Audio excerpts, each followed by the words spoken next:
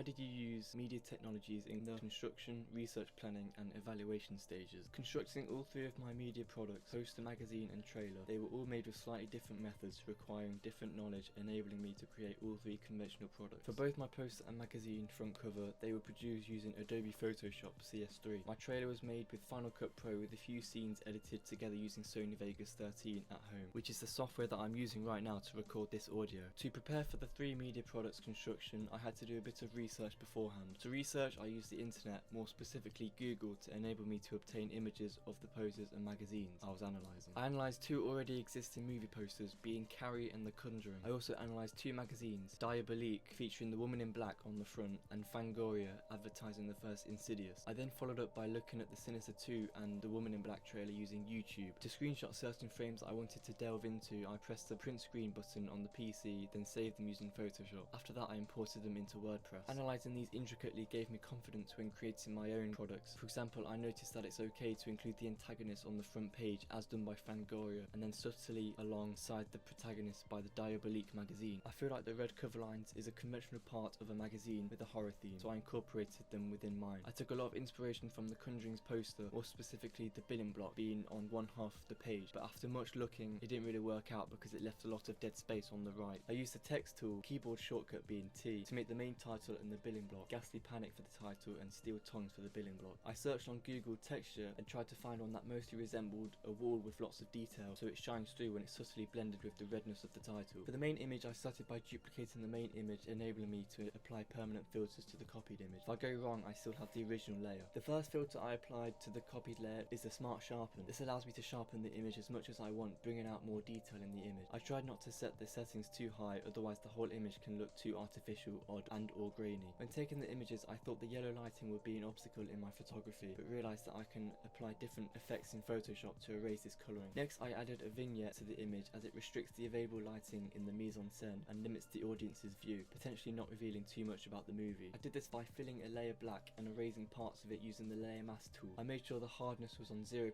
so the black fades out because of its soft feather effect, as a vignette should. I added more black towards the bottom of the page so it provides a place for the billing block, the movie website and the movie's official Facebook, along with my conventional institutions. It makes it easier for all this to be seen. I then added cold colours to the image to further enforce the horror element to the picture by using a curves adjustment layer. Next, I added a levels adjustment layer. I filled the layer in black, then brushed in white, allowing the levels to take effect on the image. As shown, I made her face more lighter compared to the rest of the dark image. This is because it's the most distinctive part of the doll due to its whited out eyes and black blood dripping lips. Lastly, I added a saturation layer and toned down the colouring a touch. I feel like the subtlety made a huge difference and makes the image possess a different mood compared to the original image. For my magazine, I managed to shoot the image of Alex using lighting equipment, allowing me to illuminate half of his face, connoting an enigmatic atmosphere. The black background is daunting and would be easy to cut out in Photoshop. His facial expression has a concerned look which suits supernatural horror. Paying attention to the little detail, I saturated and further defined the eye colour to a more obvious blue, thanks to various tutorials I found on YouTube. I thought this would make the image have a better quality to it. Combining this with the direct address to the camera, it works well. I added a levels layer to subtly sharpen the image. Lastly, I added a bit of colouring to give it more of a professional look. With the red cover lines, I added a separate layer for me to draw a straight black thick line under. I followed this up with a Gaussian blur effect that can act as a shadow so it can be read easily for an audience. I could have used the actual shadow feature when double clicking on a layer, but I don't think it would have worked as well. The trailer was edited together using Final Cut Pro 7.